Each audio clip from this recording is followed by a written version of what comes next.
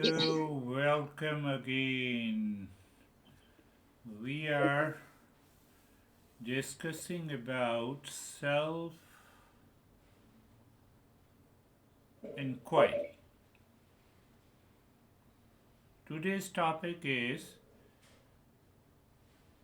negate false identifications and attachments to change the mind that begins the self inquiry. Self inquiry means that I'm digging deep inside myself openly without any reservation. If someone says you are crazy, so you remain calm and you ask him, "Oh, let me understood. Let me understand why I am crazy and I'm ready to change." But if you say, hell with you, you are saying me crazy, how dare you say? So we are living unconsciously and habitually. That is what our master says. No, I know I'm intelligent. This guy is fool. I'm not doing self-inquiry. And without self-inquiry, awakening, realization, living in peace and happiness, not possible. Do whatever you want to do. So self-inquiry is very important because I'm not born with a particular trait, behavior, attitude, and personality. I grew up, and then I started developing those traits and attitude. Just think logically. We don't like self inquiry, we like others' inquiry. How bad one is, how rich one is, so that I should have some kind of superiority or inferiority. And until these thoughts and feelings are present in my mind, nothing is possible. Do meditation for 50 years. That is why you have heard people say that, "Oh, I've been practicing meditation for 20 years and nothing happened." Nothing will happen. Did you understand these principles? We normally like others' inquiry, not the self inquiry. I always like to get the heavy discount, but I always like to give anything with the highest price. Just one example. I do not think, I do not observe, I do not reflect, I am not ready to spare anything which I received from the world. It means, you are absent from the self inquiry. There is an absence of self inquiry. How that mind is created, we must know. We must find out. If we are a seeker. If we are not a seeker, let us live. Who cares? That person is known as extremely selfish person.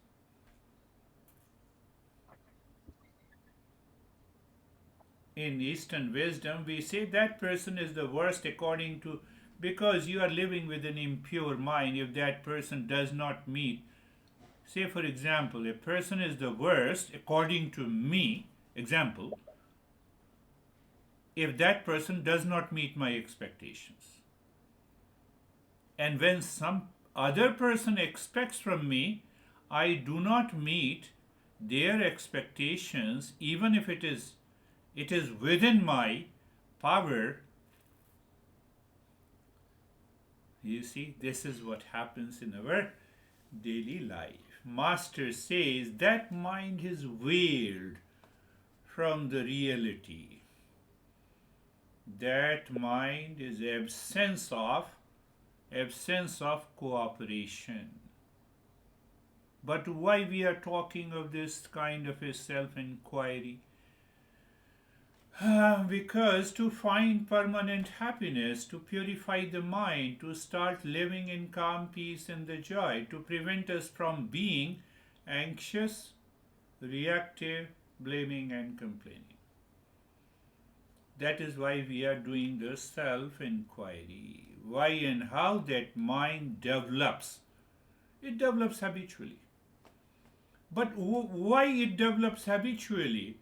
All animals are selfish. They are programmed by the nature. So we feel it is better to remain programmed by the nature, not to apply our intellect for an understanding. It is an animal mind.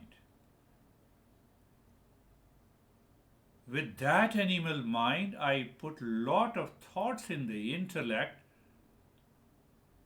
to identify myself. I define myself. Impure mind defines itself. That is known as identification. Understand that.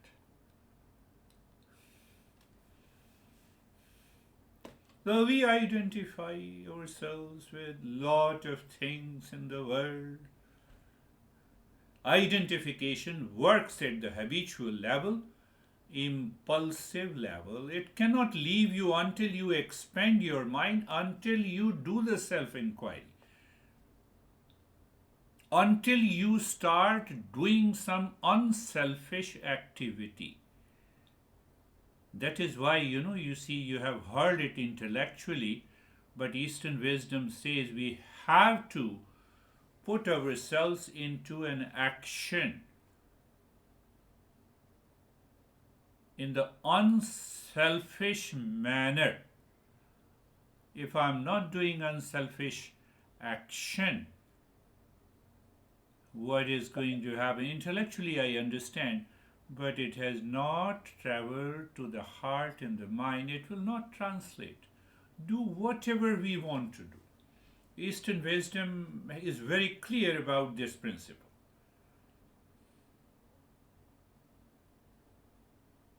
Identification. We are talking of the self inquiry, and in that self inquiry, we start recognizing that I constantly identify myself, I define myself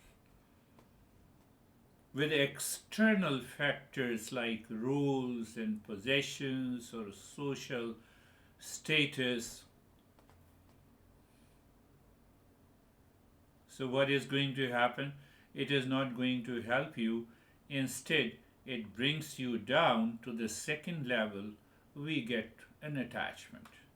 First, we define ourselves with the external factors, and you continuously living into that habit, that attitude, that response, it results into attachment. You have to observe, judge, and analyze these principles, simple principles in our life. First, I define myself, identification. Now, I constantly repeat those thoughts in my mind. It results into an attachment. That is known as attachment. Did I not tell you yesterday that I am intelligent? Now we are meeting today. You must appreciate me. Attachment. If you don't observe your mind, it is going to cause you anxiety. Now that I did not appreciate you, so when I leave you, look at this guy, he claims that he seems to be a smart. So I'm doing others' inquiry, I'm not doing the self inquiry. And we think that we are great people because of identification, because of attachment. So you see the series. First is the identification, second is the attachment. So now the attachment is so strong, it expresses in thought, speech, and action. It results into emotional dependence.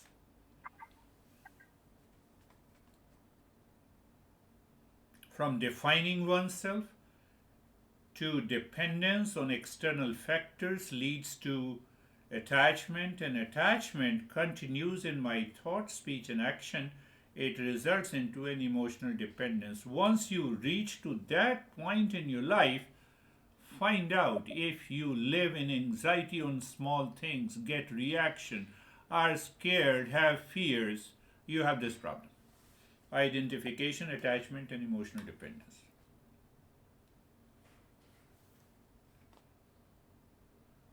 I understand intellectually, it will not work. I understand intellectually, but mind does not understand unless you put the principle into practice, unless you show some thought, speech, and action which is unselfish. Then only the mind will change, otherwise, the mind will not change.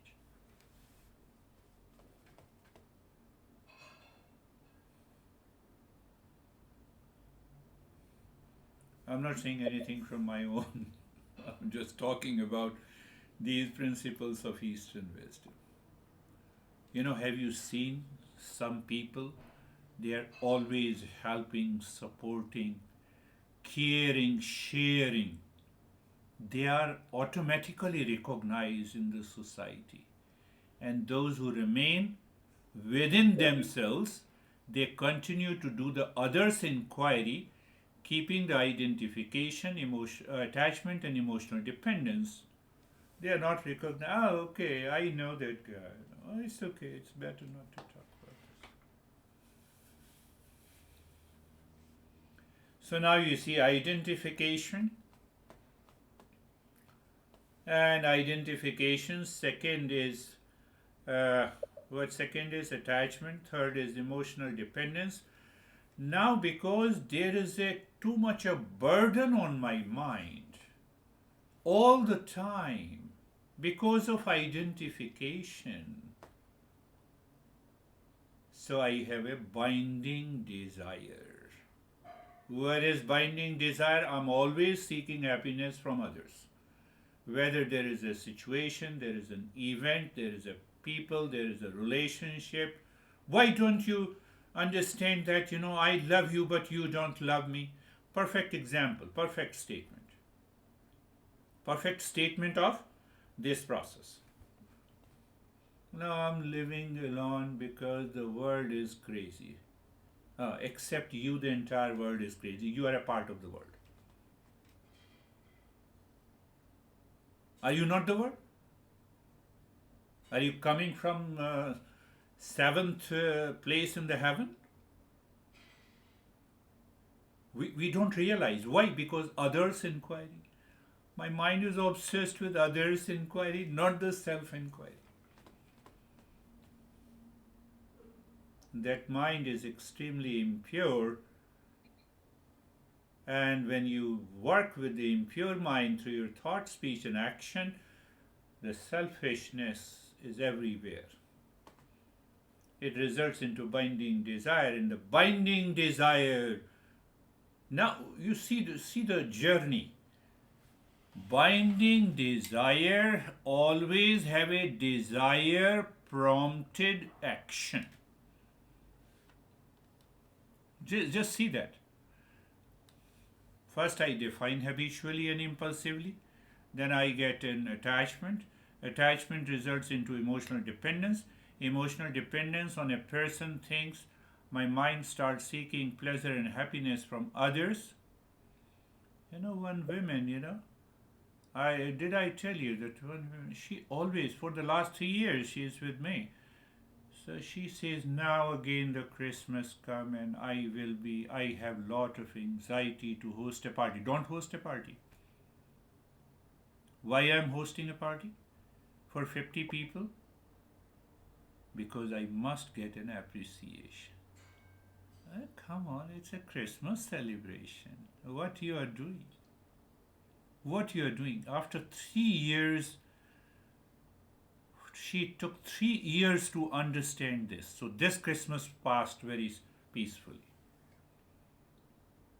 Because I don't put myself into action, unselfish action. It is not going to change you. Do whatever you want to do. You check it yourself. So it leads to desire prompted action, which people notice, which we also notice. We also notice. Oh, but we take it habitually. It becomes a part of my personality, behavior, and attitude. We lose sight of helping, supporting others, including the near and the dear ones, and then we'll start abusing near and dear ones. That guy has not come to help me. We will find those people.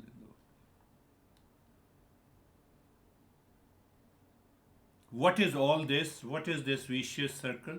This vicious circle is known as the delusion. And the delusion leads to suffering and ignorance. And then, it continues, the vicious circle continues. Oh, the world, nobody is there. I become great philosopher. I become a great philosopher. Nobody is there. We are all living alone. You are crazy, that's why you are living alone. You just find out, near and dear, you and your family, those who is caring and sharing, they are loved, naturally loved. Your mind cannot feel and think bad of you. But those people who have a typical attitude, who knows they are selfish, but still they act like selfish because of the delusion. Delusion leads to suffering and ignorance. We have done the 6 conventional practices for the purification of the mind. If you had been doing some of them, it will definitely help you. But you are not doing, and you have directly come to the topic of this self-inquiry, and still you don't realize, it will not help you. Very clear, it will not help you.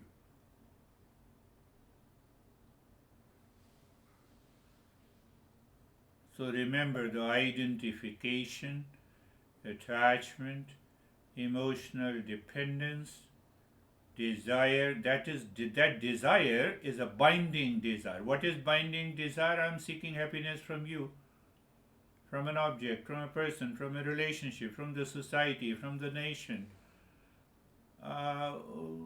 Who the hell you are that you are seeking happiness from everyone? They should meet your expectations. Now I directly came from the heaven. That is why I'm expecting happiness from everyone. But I'm not ready to give. Unselfish. Masters looks into very minutely this aspect. So identification, attachment, emotional dependence, desire, delusion, ignorance, and suffering.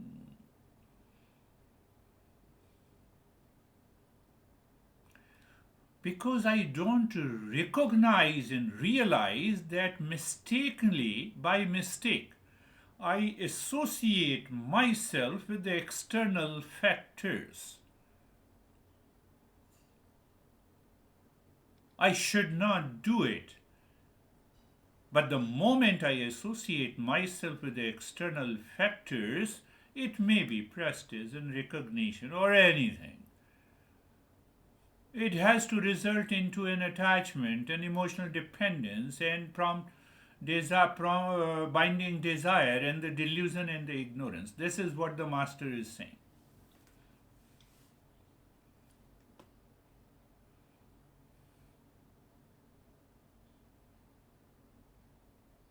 Start teaching your pet. Stop identifying with the food. I'm keeping the food here, and you go to the washroom and he eats the food. A very strong cycle of identification, attachment, and a binding desire.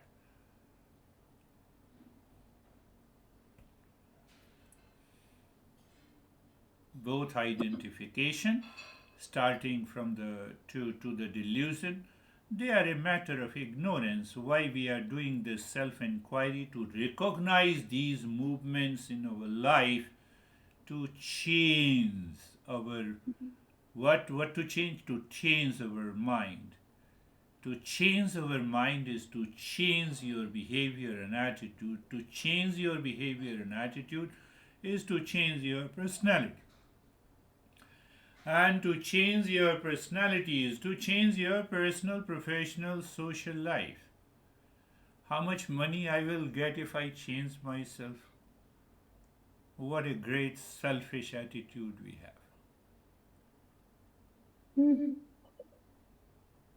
Do you see? People ask me, we are doing a self inquiry. Because there is a binding element in that vicious circle. That binding element causes the bondage, and because of the bondage, I am into anxiety and reaction, fear and failure and frustration. But there is no fundamental change in our life. So then what happens? We realize now that I'm born with lot of stress. I will die with the stress. Yes, definitely you will die with the stress.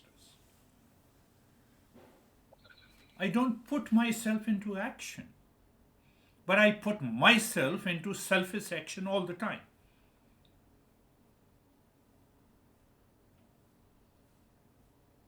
Now you can easily answer why self inquiry is important. Yeah, meditation will help, but meditation plus the knowledge. Otherwise, what happens? Knowledge is not there, you are only practicing meditation. Just after the meditation, goody goody. But after a few hours, everything goes back to the same thing because my mind has not transformed. And then I blame the meditation, oh, it's not helping me. How it can help you?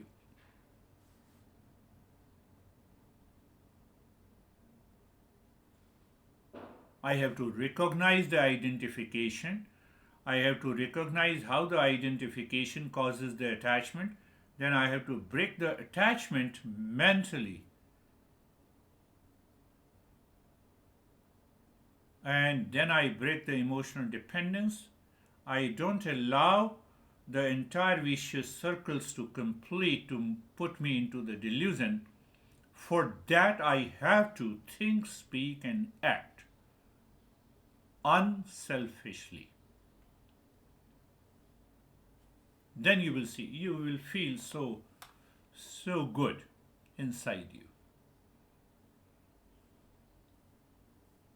It is a matter of application. It's all a matter of practice. It's all a matter of. That is why we see that all the great masters says, they say it and we don't recognize it. So that is why I thought better to explain this concept in principle coming from the Eastern wisdom. I have to be kind to others. Kind to others means unselfish to others. I should have a compassion. No, I should be unselfish to others. So how I have to be unselfish? I have to recognize this vicious circle of identification, attachment, emotional dependence, desire, finding desire, and then delusion, ignorance, and the suffering. My master used to say, you think, speak, and act unselfishly one day only and check if it has changed you or not. At your home. My honey is, what kind of a person he or she is, not listening. Let me drop this selfishness. Or he or she might be busy in something. Okay, let me do my work. And then see what happens to the mind. We don't think in this way. And then we blame others. Oh, then it's very easy to blame others and react to others. You don't meet my expectations.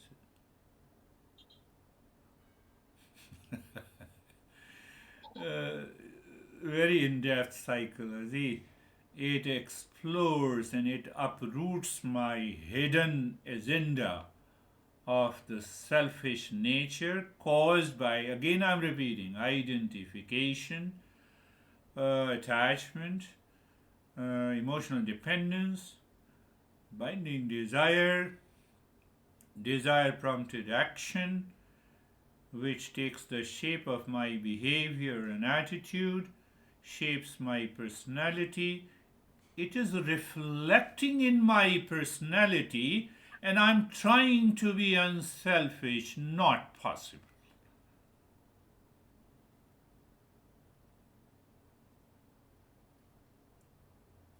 For example,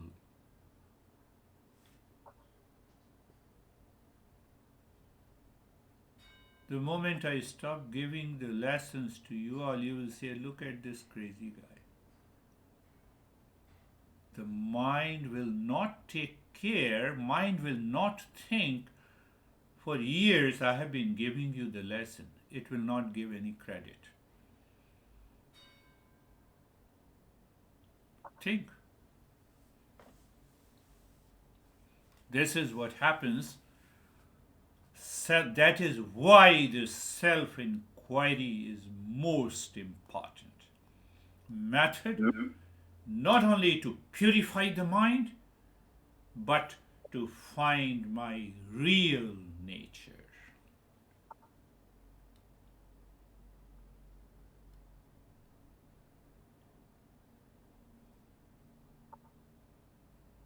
Close your eyes. The eyes are closed. Place, position, and the posture. Place, position, and the posture.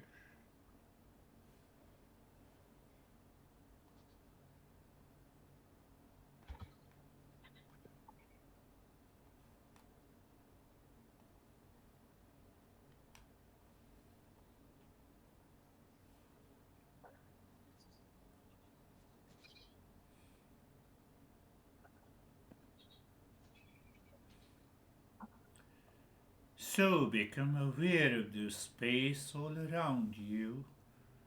Find out the most comfortable position of the body and the posture.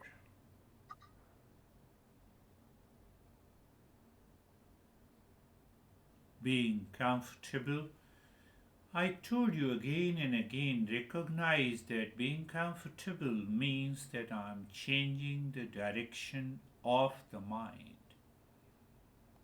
I'm changing the direction of the mind.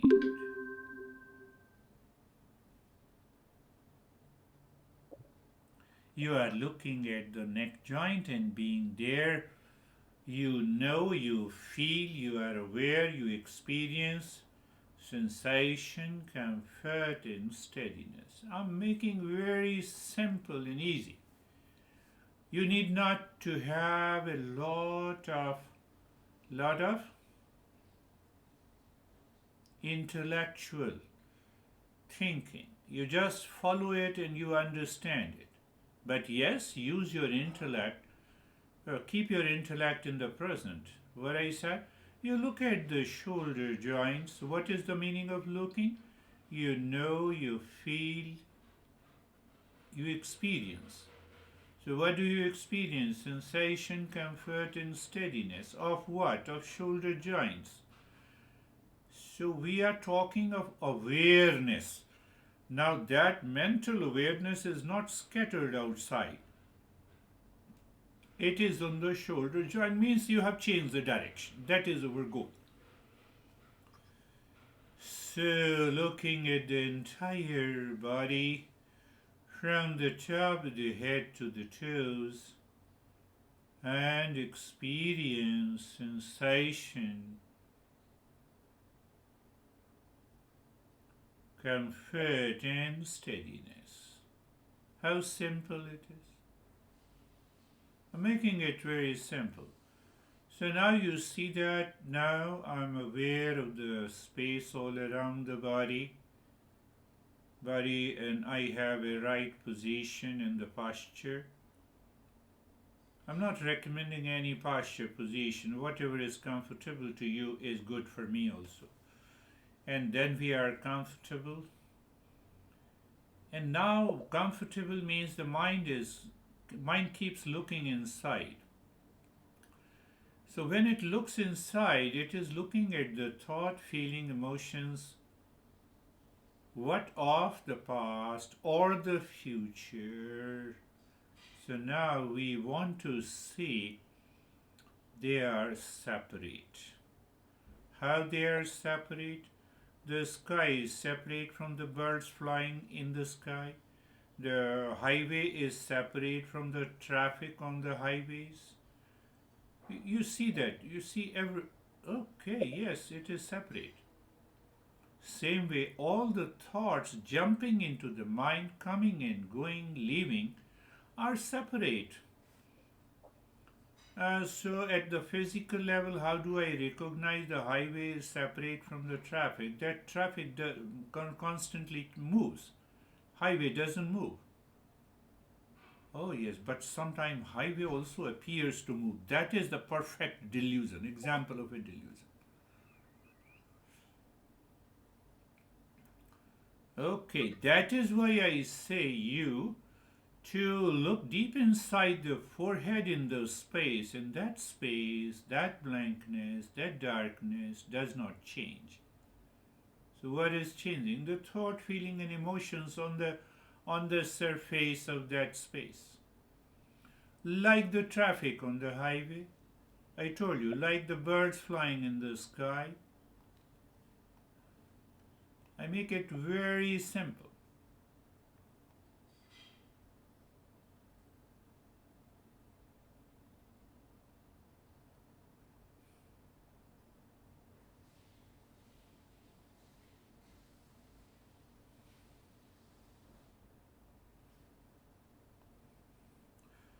So here the master, it is not saying it has nothing to do with the cult, religion, dogma and belief. It has to do with understanding. Where is that understanding? Using the mantra for changing the mind. Using the mantra to change the mental pattern. So that aids into your self-inquiry.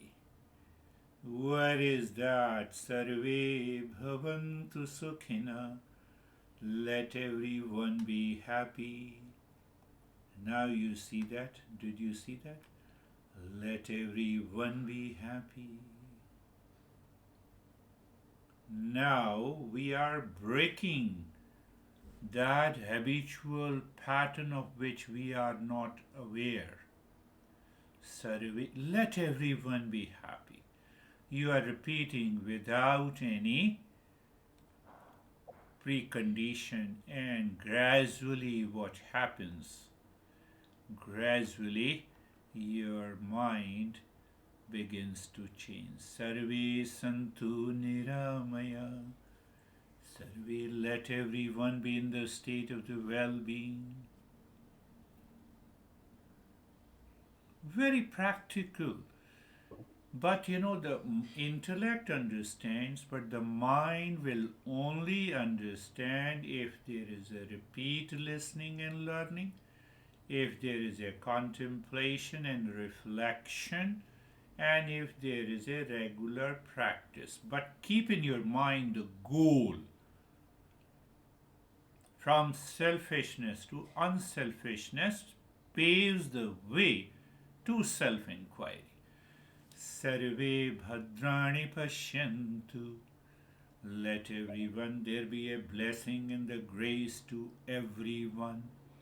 You visualize, you see that through the mental images to your honey how much against she or he is. No worries. Oh, let everyone be blessed. No, let no one suffer from misery in this world. No one, including whom I blame, complain. Why? Because it will help me change my own mind.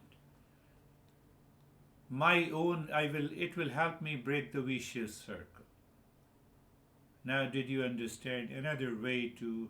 That is why we have been using this mantra. So, in that state, in that state,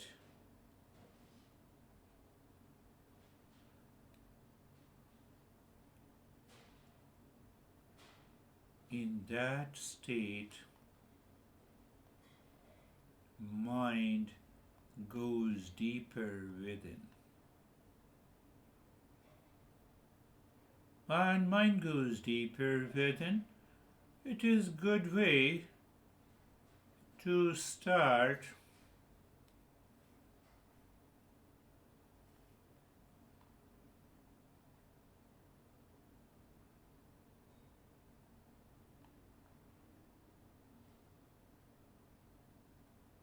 with another step, that is what I call the self-awareness.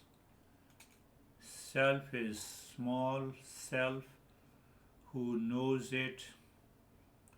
So when we say there is a false I, that false I is composed of the three bodies: the physical body, sense organs and the motor organs, the subtle body, which is the mind, intellect, memory, and ego. But who prompts me to become selfish? It is my ignorance. That is the third body. We say it is a causal body. Cause is cause of both. Okay, that is. Now you mind, if mind says, now I understand, wonderful. If the mind has understood, it is very good.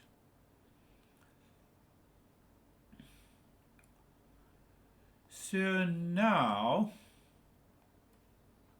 it is a good idea, again I have been saying it again, that it is a good idea to purify the mind. So how we purify the mind? There are many ways of purifying the mind, and one of them is alter the breathing.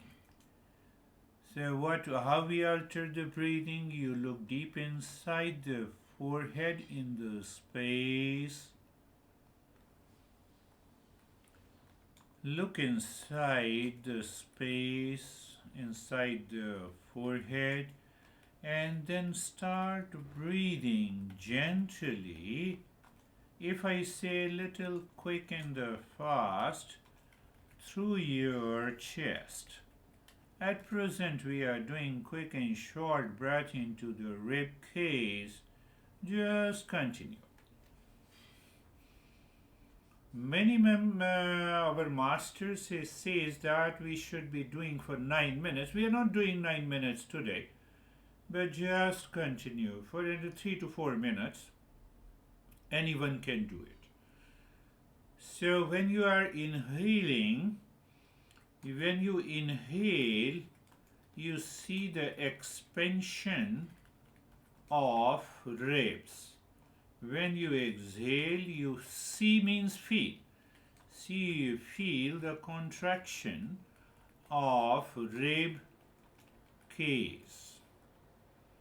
But the changes will be experienced inside the head or around the body. What do you mean? I may feel some tingling, some different form of sensation, or freezing. We need not to worry. Just continue with a disclaimer. Just continue breathing gently. It is faster than the normal breathing.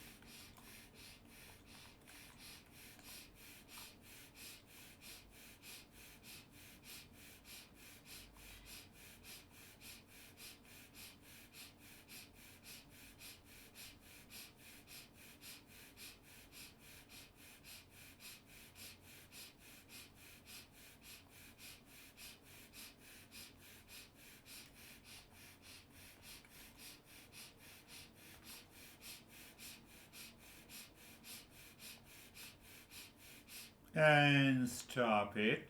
So when you stop it, look at the flow of the breath. That is one way, the flow of the breath. Then you look at the entire body, from the top of the head to the toes, top of the head to the toes, in experience, feel sensation, relaxation, and stillness in the body. Good.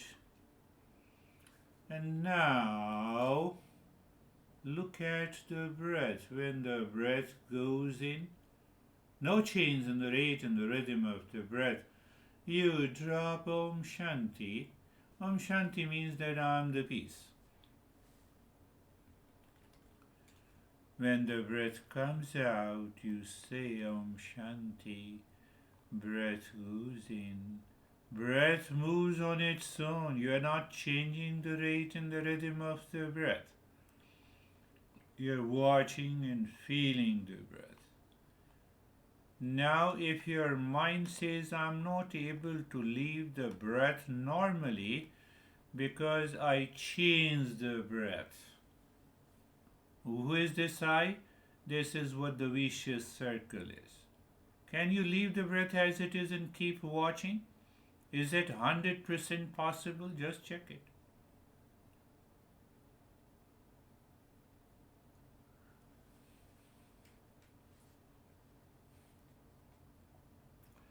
So what happens that after 2 or 3 breaths, the mind returns and it changes the rate and the rhythm of the breath, and sometimes it forgets to drop the Om Shanti. That is why Master says repeat practice, repeat listening and learning, repeat understanding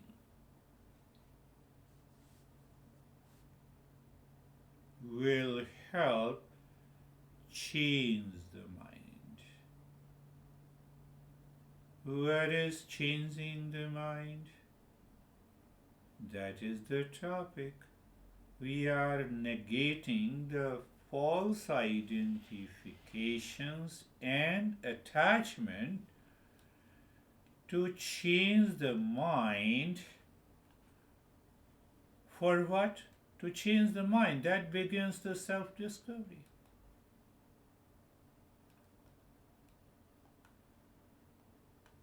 You see?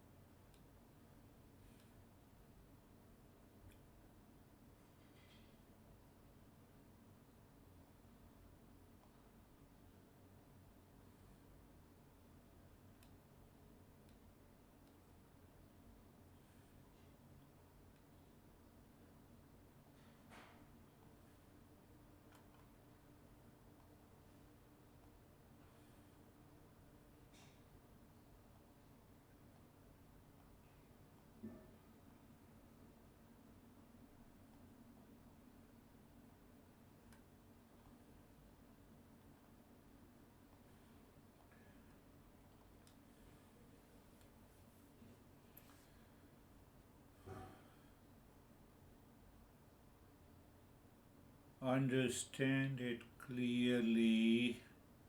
Either we fall into sleep, that too is the objection of the mind that I don't want to change. Mind changes the rate and the rhythm of the breath. That too, the insistent of the mind is that I'm not changing. The mind is carried away by any thought, feeling, and emotions. That too says the mind is not, I'm not changing. What is required? In those moments, we, Master says, please, listening, learning, repeat, practice, understanding, contemplation, and reflection, keeping the journal. How many times I went into anxiety, duality, and a conflict today? Let me reflect. It will work. Shanti, Shanti, Shanti. Shanti, Shanti, Shanti.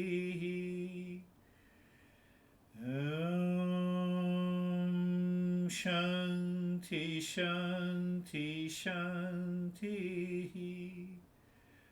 Bring your mind on the right hand, your mind on the left hand. Lift your both the palms, place it on your eyes, open the eyes inside the palms. Know your experiences and bring the hands down. We'll share our experiences now.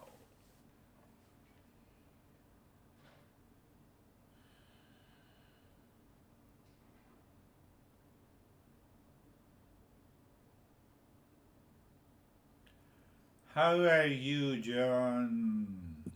Hey, Girish, I'm fine. I had a lot of extraneous thoughts to deal with, but I will keep trying. Yes, yes. I told you that if you analyze those thoughts, you will find a vicious circle. Otherwise, there is no requirement. It may be related to personal life, professional life, social life, family life. And the more we understand it clearly, it dissolves. Understanding reduces the impact. Practice helps me to experience. How are you in?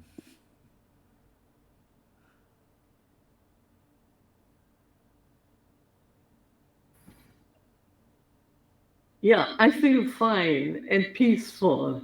Very good. Very good. That's a good. You see that you all are welcome to oppose these principles logically, not illogically. You can be a part of that discussion. It is not a one way. How are you, Mead? I feel calm and I feel so clearly my habitual need to be validated by others Yes. and to come back home to this beautiful practice to release that need.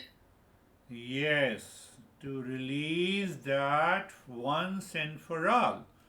So Mm. after a few hours, the same mental pattern starts.